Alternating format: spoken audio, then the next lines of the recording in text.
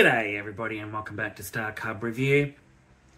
Today, tonight actually, I'm going to do a Nintendo Switch review on a game that I recently completed January this month. Actually, I finished it on the 10th of this month, and I started way back on the 9th, so it only took me a couple of days, but that is Disney's Illusion Island, which was released July 28, 2023, developed by Delilah Studios, and the publisher is Disney Electronic Content. Now, before I get into the lowdown on the game and my thoughts and gameplay and graphics and all of that, I just want to give a big warm welcome to anybody new to my channel or any new subscribers to my channel. Thank you so much, guys, for watching my videos, even taking the time to just watch, not even really a subscribe. If you don't feel like subscribing yet, that's fine. Keep watching a couple more of my videos, and if you like my content, then subscribe. It's all up to you. And to everyone returning, you know how I all feel about you. I really, really appreciate it. From new and returning, it is just a pleasure to do this. So without further ado, let's get into it. So Disney's Illusion Island for the Nintendo Switch. I recently completed it, as I just said. And what can I say about it? It's fun. It's fun, addictive, really just a pleasure to play. It's a platformer, and it really brings me back to the days of good old Sega Mega Drive in Australia when I used to play. It reminds me so much of, and the aesthetic of, on the Sega Mega Drive, it was Mickey's Castle of Illusion, and then there was number 2 where you got to play as Mickey or Donald Duck, to spice things up. And the nostalgia of those from the 90s on the Sega Mega Drive really, really brought it home for me. So other than that, the story is Mickey, Minnie, Donald, and Goofy arrive on Monolith Island to have a picnic. They got invites from each other, and they've gone to Monolith Island to have a picnic. Lo and behold, that they all come together and realize that they've been had. And then they're obviously expecting a picnic, especially Donald Duck, who happens to be one of my favorite characters in this game. And they suddenly see a mysterious bookshelf, and then they meet the Toku and the leader of the Hokens, these little furry creature-like characters, which are quite funny and cute. The leader sends them on a quest to recover three stolen tomes of knowledge, and thus their journey begins. But it's also, they have to recover these tomes before the island. There's a big twists and turns and discoveries, and you find out that the tomes have been stolen and they need to be recovered, otherwise Monolith Island will be destroyed. So that's basically the premise of the story.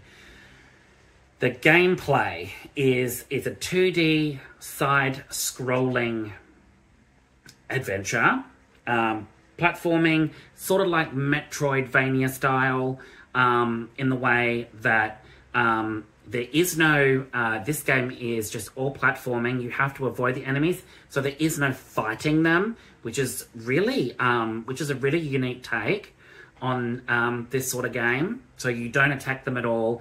You just have to find means to escape them, and you get all these different as you go through the game. You'll get all these different sort of abilities and gadgets that complement the playstyle. To jump on walls, to swim, to fly a little ways, to grip the walls. So it's very much like that, and you get abilities as you go. It's all interconnected, so all of Monolith is interconnected in all these different areas. There's a big sprawling map and it's massive. It's interconnected. You've got to find keys. You go on certain quests to open this area up. It's insane. They're all structured like biomes, so you can go to all different biomes, but going to one biome, you might need a certain ability, so you can't. So you've got to go all the way through the starting one or the one that you're in to get the ability or the key or whatnot to get into that biome to be able to go into the next area. So the abilities come in handy. So it is following a certain path, but at the same time avoiding incidences, accidents.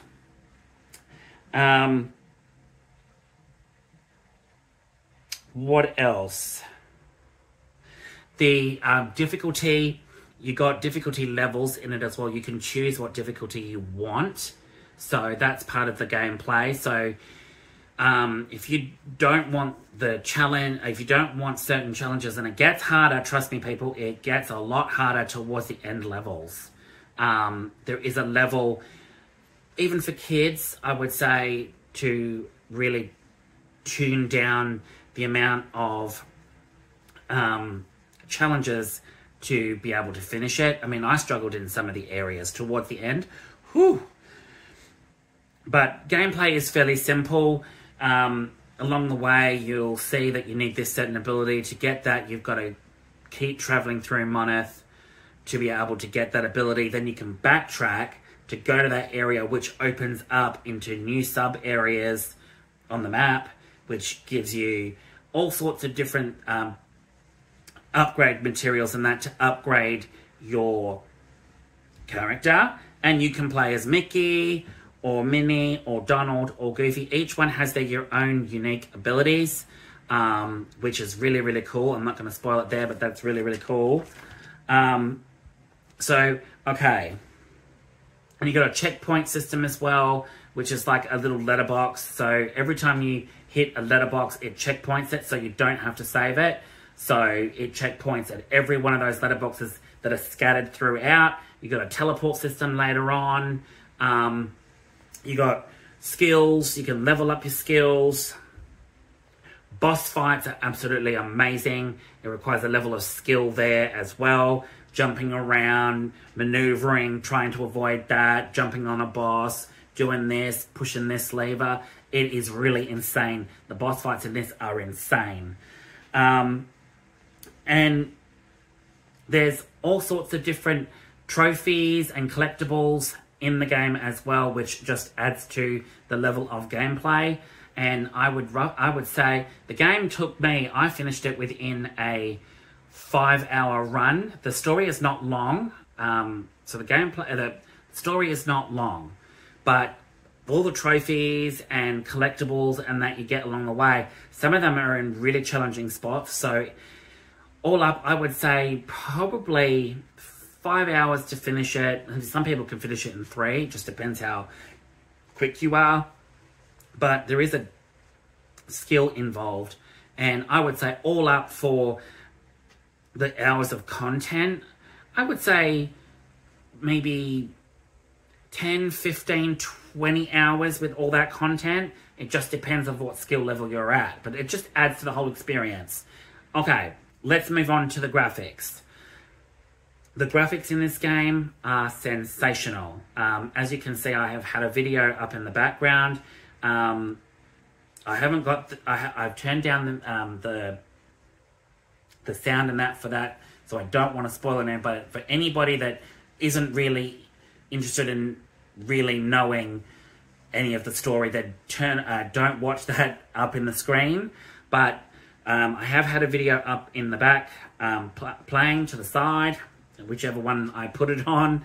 And it basically, the graphics are gorgeous. It is like a old school Mickey Mouse Steamboat Willie style, except it's not black and white. It's all in these lush, handcrafted, painted worlds that just look like they just magically been drawn and then brushed with all these lush, fantastic, beautiful watercolor paints. And there's all this stuff in the background as you're going along for the graphics that really adds to the fact that this world is lived in. Monolith Island is inhabited by all sorts of crazy critters and creatures and little callbacks here and there to the good old days of Steamboat Willie and all the other Mickey cartoons, but done in such a style that it's old and retro, but still feels absolutely amazing, stands on its own, and it's not new. It's like it's new age, but not new age. It's like an old style. It just feels old style rather than someone comes along and ruins it with new age Mickey Mouse and Donald Duck and Goofy and Minnie. Very much in the style of the new Teenage Mutant Ninja Turtles. I like the old style Teenage Mutant Ninja Turtles. 80s Teenage Mutant Ninja Turtles rocks. It really does. Like, hands down, the 80s Teenage Mutant Ninja Turtles rocks. That's nostalgia for you there. You want nostalgia more than new age. And this is like retro. It's more retro, but it just has a feel like it's just someone's just drawn it and then painted this beautiful world and it just comes to life. The graphics are amazing. I can't fault the graphics. That's it's absolutely amazing. Even the animations of all of them when you do your weapons and all of that, when you do all your gadgets and stuff, it's absolutely amazing. The animations are amazing. The backgrounds are amazing. And the cutscenes just add a whole new level to the graphics as well. It feels like a comic book as well, like an old style comic book, but it's also fully voice acted, which is amazing. And the stuff that goes on in the cutscenes are absolutely funny. It just adds to the whole level of excitement, and it really is a joy. It's never boring. But yeah, that's the graphics. My verdict on it, I enjoyed playing it thoroughly, right from the start to the end. Never got bored. It was funny.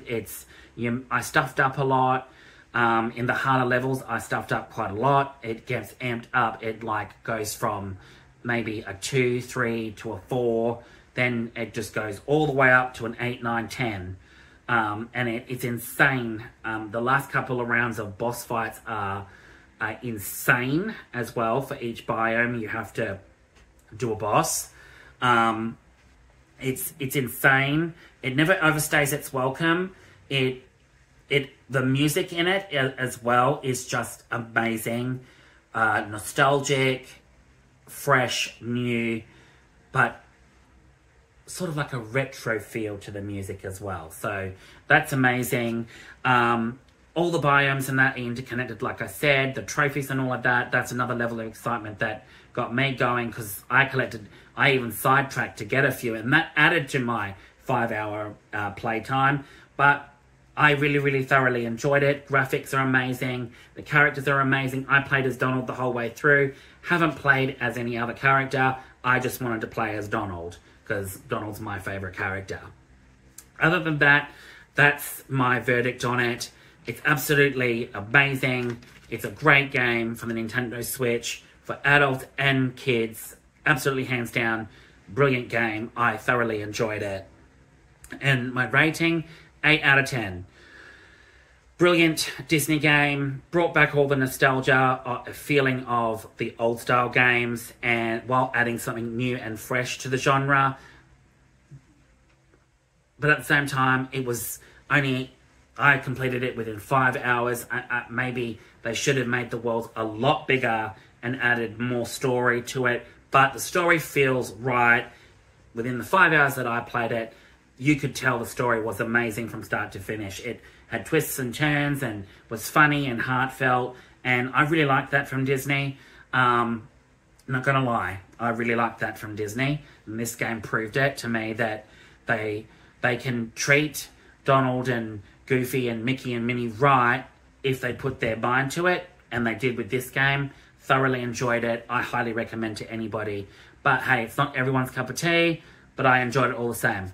Alright guys, I've taken up too much of your time, but thanks so much for tuning in and watching this video. I hope you've enjoyed it on some level.